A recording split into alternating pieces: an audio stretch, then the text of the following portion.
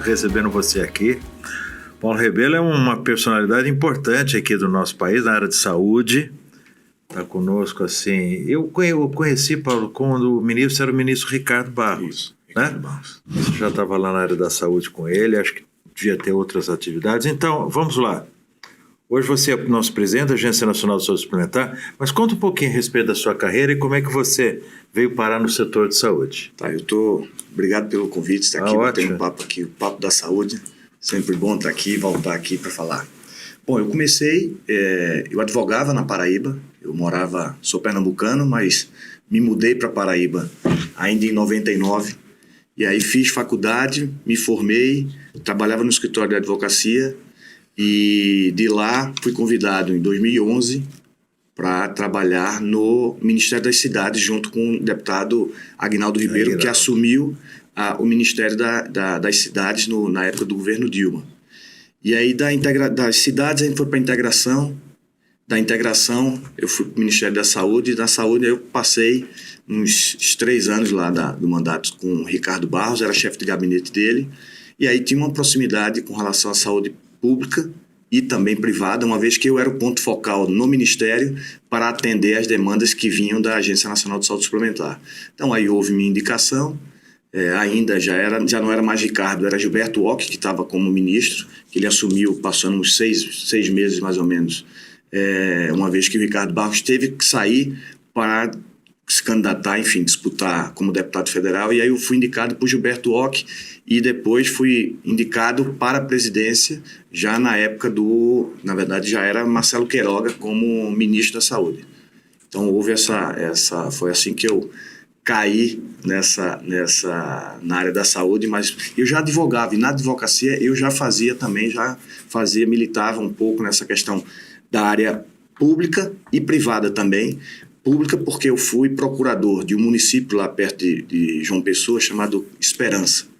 Então tinha muita demanda do SUS lá no município de Esperança, e aí eu já advogava já como procurador-geral do município, fazia essa defesa, enfim. Então, de alguma forma, a saúde sempre esteve na minha vida, sempre esteve no meu dia a dia. O Paulo, você é uma pessoa muito disponível, quero te dizer isso, que acho que essa é uma das suas grandes qualidades, que é reconhecida por todos nós do setor de saúde. Além da sua competência, claro, mas a sua disponibilidade faz com que nós, de alguma forma, nos sintamos à vontade para pedir participações suas em eventos, em discussões, em bate-papos como esse que a gente está tendo. Me explica como é que você faz para arrumar tanto tempo que eu não consigo. Mas sabe que eu já até esse ano eu disse, Lenise, vamos dar uma segurada um pouco. Lenise é a nossa secretária executiva lá na... Valeu com a gente. E eu disse que... Faz tempo já, vamos segurar um pouco, porque para você ter uma ideia, no ano passado foram quase 170 pernas de voo que eu fiz. Então, assim, de fato tem uma disponibilidade que eu acabo procurando atender as pessoas, seja de onde for, não só Rio, São Paulo, aí acabo indo para o norte também, indo para o sul.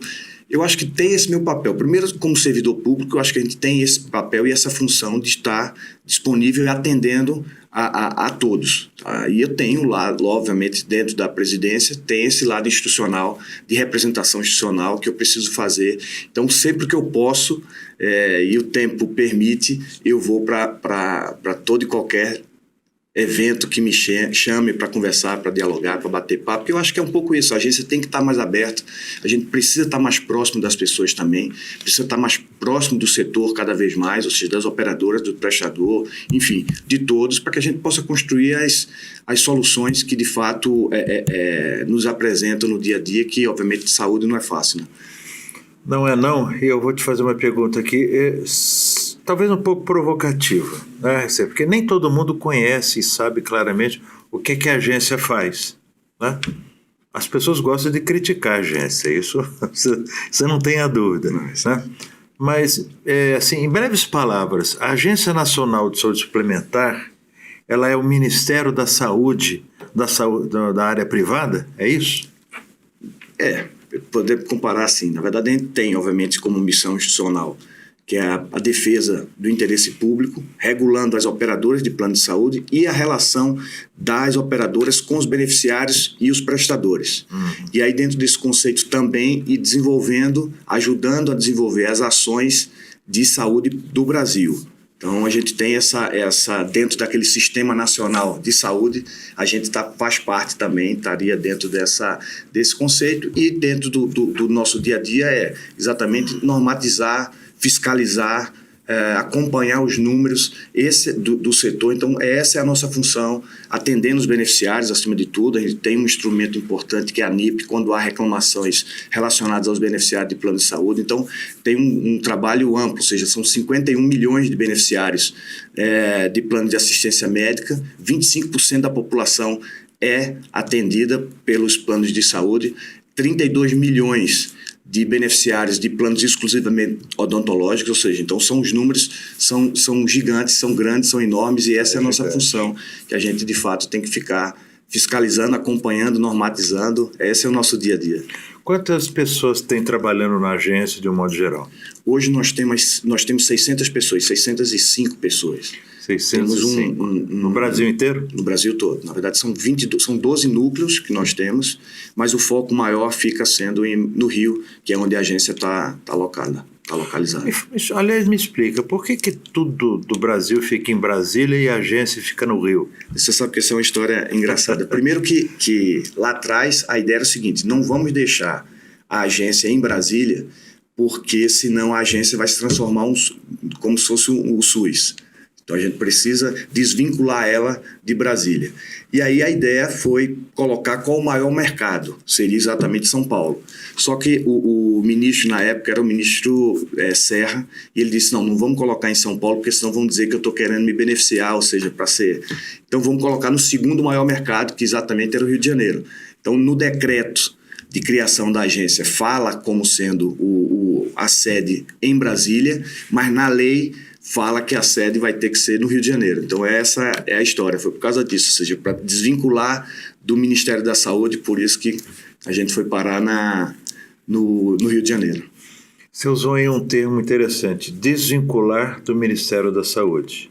Mas na realidade a agência é uma agência que de alguma forma ela tem um contrato com o Ministério da Saúde, né? Como é que funciona esta relação entre a Agência Nacional de Saúde Suplementar, o Ministério da Saúde, de um modo geral, e a sua relação, se é que existe, com as secretarias estaduais e municipais de saúde no Brasil como um todo?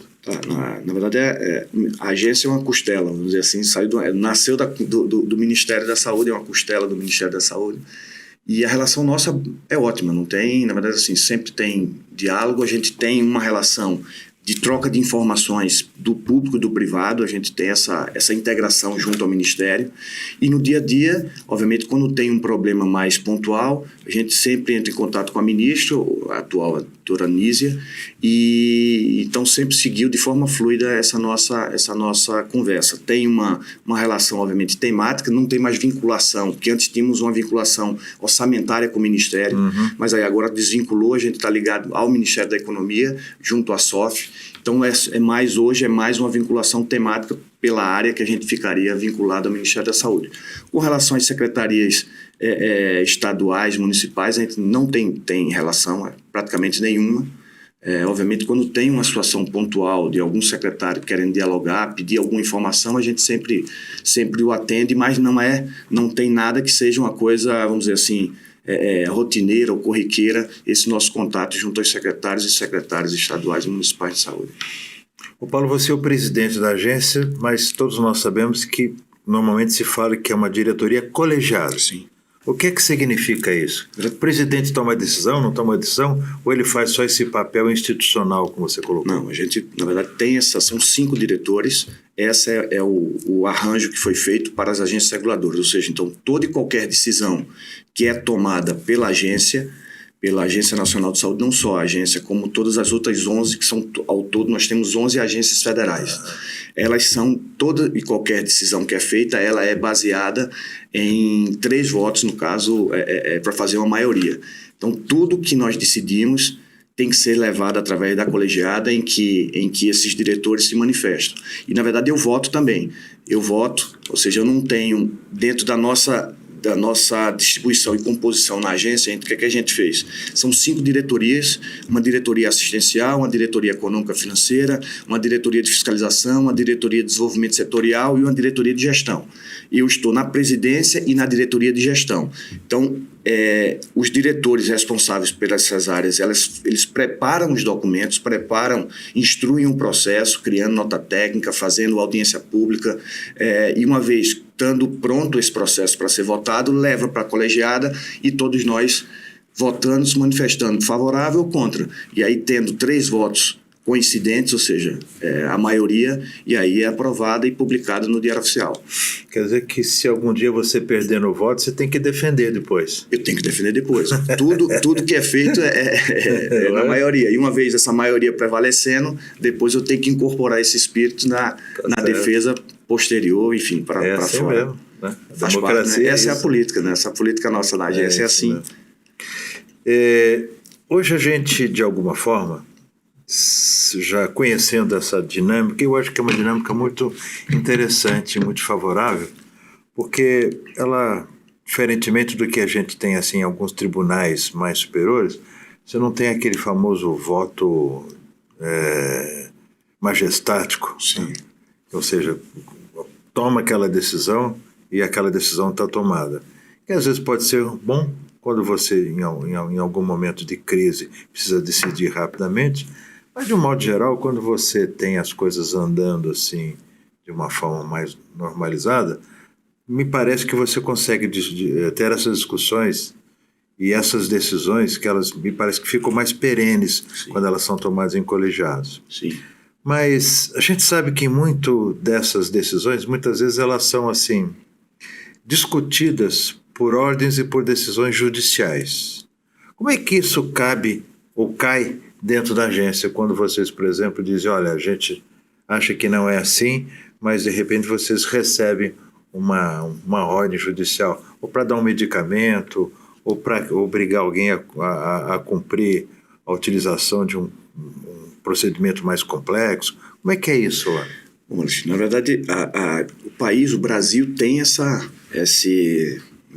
característica da hiperjudicialização. Hoje a gente está vivendo esse momento, infelizmente, porque, veja, se eu tenho um órgão especializado na saúde suplementar, na questão relacionada a plano de saúde, na incorporação de tecnologia, como é a Agência Nacional de Saúde Suplementar, em que nós temos um corpo técnico de excelência que respira a regulação diuturnamente.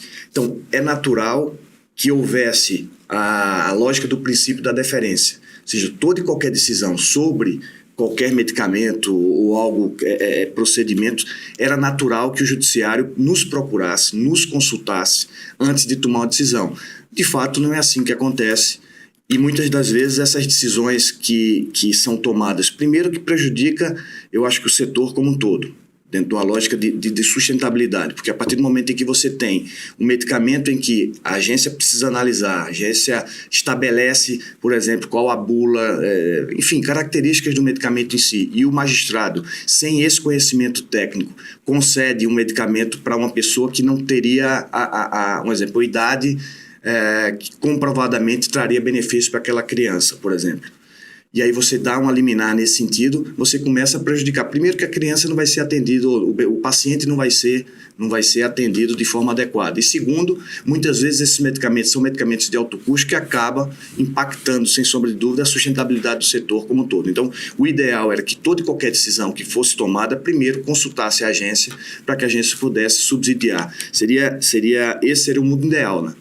Obviamente, na prática, a gente sabe que não acontece, não é assim que funciona. Mas a gente participa de muitos fóruns, participa de eventos junto ao judiciário, para que eles tenham esse mesmo conhecimento nosso, esse conhecimento técnico nosso, que a gente consiga compartilhar com eles, para que as decisões, quando sejam tomadas, sejam as melhores possíveis, obviamente sempre buscando a saúde do paciente, né? O Paulo, lá no início, quando você explicou rapidamente para nós o que é que a gente vai fazer, então ela cuida principalmente da regulamentação da ação das operadoras de plano de saúde, mas cuida também da relação destas com os prestadores e com os usuários, claro, né, que teoricamente são uma parte, inclusive, mais fraca. Aí a simetria é muito grande. Sim. Né? Mas esta relação hoje entre as operadoras e os prestadores, a impressão que se tem é que ela está mais áspera do que já foi. Né? Eu já estou há alguns anos dentro desse mercado. Eu nunca vi uma relação que fosse uma relação, não, assim, absolutamente amistosa. Claro, você no mundo econômico, você tem interesses díspares, né, entre um e outro, que são normais e que fazem parte do mercado. Mas o que eu quero dizer é que me parece que a aspereza ela está chegando a um nível onde você pode ter uma dificuldade, né, tanto para um lado quanto para o outro. Como é que você vê isso? Essa relação prestador e operador é uma relação comercial entre esses dois entes. Não cabe à agência esse tipo de intervenção. Vamos dizer assim, a nossa atuação junto ao prestador é mais em razão da comunicação que é feita. Ou seja, a agência exige que haja um contrato escrito. São essas questões que a gente acaba atuando. É dessa forma que a gente atua. Agora, de fato, a gente tem visto, sim, ultimamente, uma relação, vamos dizer assim, mais áspera, como você bem colocou, e a agência tem tentado, dentro da sua vamos dizer assim, dentro da sua competência, criar um ambiente, um fórum de discussão entre o prestador e a operadora, que hoje nós temos a CATEC, que é uma câmara técnica que serve exatamente para que demandas e problemas existentes ou assuntos existentes conflitantes entre a operadora e o prestador acabem sendo levados para lá para que a gente possa discutir, para que a gente possa tentar encontrar uma solução. Obviamente a gente não tem poder de arbitrar uma decisão sobre aquela questão, mas a gente possibilita um espaço para que esse fórum possa chegar a um consenso, possa chegar a uma lógica de que aquele problema seja solucionado. Muitas vezes não acontece, mas a gente tenta, de alguma forma, criar esse ambiente para que haja, obviamente, o debate, a discussão, buscando sempre uma solução de forma mais harmoniosa possível. Eu concordo com você. Quando eu estava na ANAP e agora aqui no Sindiosp, eu também, quando alguém pedia ou pede que a entidade, ela de alguma forma, intermediasse relação entre, por exemplo, uma operadora e um prestador, eu sempre achei que não era papel da entidade fazer essa intermediação, porque isso é uma relação comercial entre entes, né, que teoricamente não fazem parte disso. Mas, de qualquer forma, a gente sempre tem essa preocupação de fazer com que as coisas sejam mais fluídas. Eu acho que, independentemente de qualquer coisa, sempre que se pode, né, ter um ambiente mais sadio de competição é sempre mais adequado. Então, acho que nós também temos esse papel. E eu vejo, muitas vezes, hoje, uma campanha, né, as mais variadas possíveis, que são campanhas assim no sentido de dificultar o acesso, porque o acesso é a coisa principal no setor de saúde, né? O acesso com qualidade, e esse acesso com qualidade dentro de uma relação custo-benefício é fundamental. Acho que a agência ela participa desse processo, como nós temos a obrigação de participar desse processo, e o Ministério tem a obrigação de participar desta relação, fazer com que isso seja fluido, seja no público e seja no privado. Né? Eu vejo que hoje existem assim, muitas ações no sentido de dificultar o acesso, criar constrangimentos, né? Denúncias que me chocam muito, por exemplo, em relação a fraudes, números assim que eu vejo que são assim absolutamente, acho até que são despautério quando se fala em bilhões e bilhões de fraudes acontecendo, e eu nunca sei se isso é benéfico ou não para o mercado, né? Mas acho que esse mercado ele é resiliente, né? Mais de 25 anos, quase 30 anos já. Então, nós temos esse mercado aí, e me parece que nós estamos vivenciando um momento de baixa de relações, mas que com certeza, cedo ou tarde, a gente vai ter esse processo. Então, eu queria entender também dentro disso, E eu já entendi, desde sempre soube que a agência ela não regulava prestadores de serviços de saúde. Sim. Né? Qual que é a sua opinião em relação a isso? Você se sentiria mais confortável se vocês regulassem o prestador, o operador, tudo ao mesmo tempo para poder fazer um mercado mais homogêneo? Qual que é a tua visão em relação a isso? Dentro de uma lógica da regulação, eu entendo que seria interessante, sim. Dentro de uma lógica da gente regular o prestador, regular a operadora, eu acho que seria para a informação, para a decisão nossa com relação ao mercado, eu acho que seria interessante. Agora, obviamente, a gente não tem, dentro da nossa estrutura, a menor condição de fazer isso. Assim, isso aqui é um entendimento meu, pessoal, e que acho que seria mais fluida, essa relação seria melhor para o beneficiário se a gente conseguisse fazer a regulação tanto do prestador, como a gente já faz hoje, da operadora. Obviamente, a gente precisaria criar uma outra agência, praticamente, para você poder fazer esse trabalho. Mas é uma discussão que precisa ser adotada, primeiro que vem do Congresso, precisa ter uma mudança legislativa nesse sentido.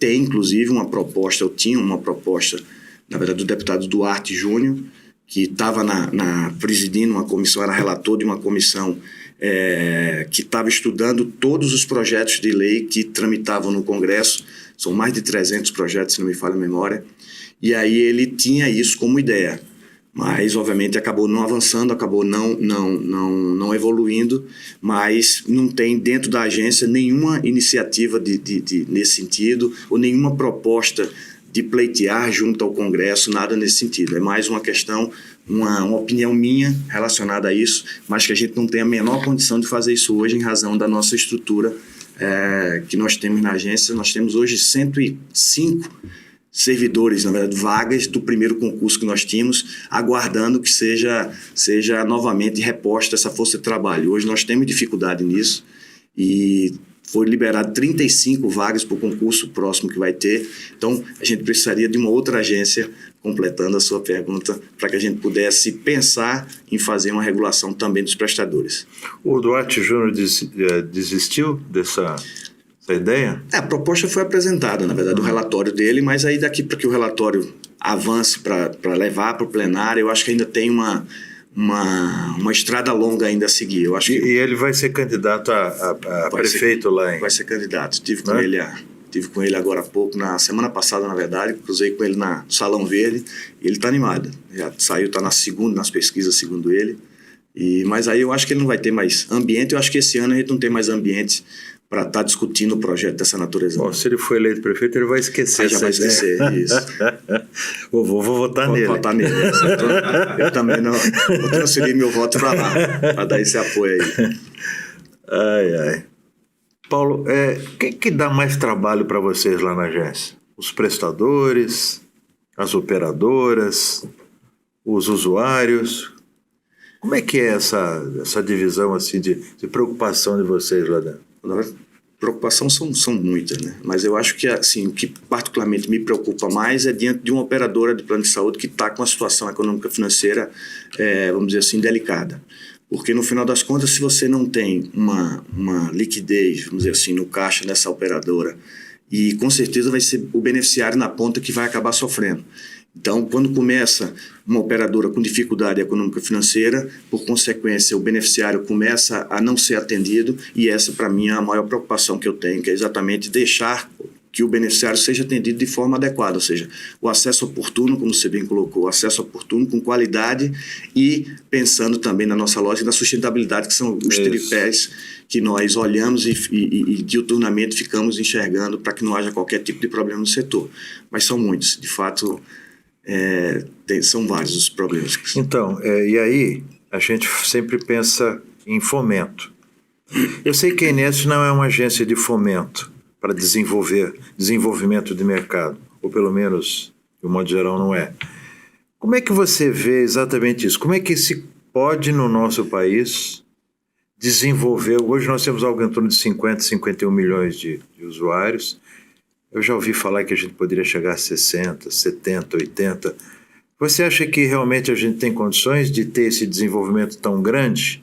Eu nunca me sinto à vontade quando alguém diz é melhor crescer o setor privado para desafogar o SUS. Porque eu acho que o SUS ele tem, o governo federal tem a obrigação de manter todos nós cidadãos cobertos pelo SUS de uma maneira como se pensou na Constituição Cidadã, né? Universalidade, equidade e integralidade. Então, assim, eu nunca coloco desta forma, mas eu sei que é um sonho das pessoas. Eu próprio tenho 2 planos de saúde. Então, como é que você vê isso, do seu ponto de vista de como é que se consegue desenvolver mais esse mercado no Brasil? Eu vejo, nós temos a oportunidade de fazer essa, criando ou possibilitando um produto que, de fato, as pessoas possam, talvez, entrar dentro do setor. Há um desejo, é o terceiro maior desejo, objeto de consumo da população brasileira. Há quem diga que é o primeiro, é você ter um plano de saúde. Então, o desejo se existe no caso, só que as pessoas, muitas delas, não têm condições de comprar um plano de saúde. Então, talvez, criando um produto em que você consiga, talvez um plano ambulatorial, 100% ambulatorial, poderia ser um caminho para que a gente pudesse ter mais beneficiários, mais pessoas dentro desse nosso setor. Essa é uma ideia que, na verdade, nós já estamos sim conversando dentro da agência. Nós temos um serviço hoje que não é regulado, que são os cartões de descontos, que hoje atendem a quase 60 milhões de pessoas. Ou seja, veja que há esse desejo das pessoas terem um plano de saúde. Então, esse é um serviço que é prestado pelo cartão de descontos, mas que talvez, por que não, transformar um plano ambulatorial. Hoje tem algumas amarras com relação à questão de prazo de internação, de tempo de internação, e aí acaba não sendo atrativo, no caso, para algumas operadoras venderem esses produtos. Mas se nós colocássemos algo parecido como um cartão de desconto dentro da regulação, talvez pudéssemos ter um número maior de vidas, como você está colocando aí, chegando a 100 milhões de vidas. Esse é muita oposição a essa discussão? É isso? Vai ter uma, na verdade, assim, não, o que eu vejo eu acho que é uma alternativa que se tem. Vai ter, os sanitaristas podem ter uma lógica contrária a essa questão, mas o fato é que hoje já tem esse serviço que é prestado pelo cartão de desconto e a gente, obviamente... E não é regulado. Então, dentro de um debate, dentro de uma lógica, como qualquer processo regulatório nosso, precisa haver esse debate, e aí a gente vai ouvir a todos. A gente está estudando já isso, e eu acredito que nos próximos meses a gente já tenha algo, vamos dizer assim, estruturado para que a gente possa estar aberto ao debate junto com toda a sociedade.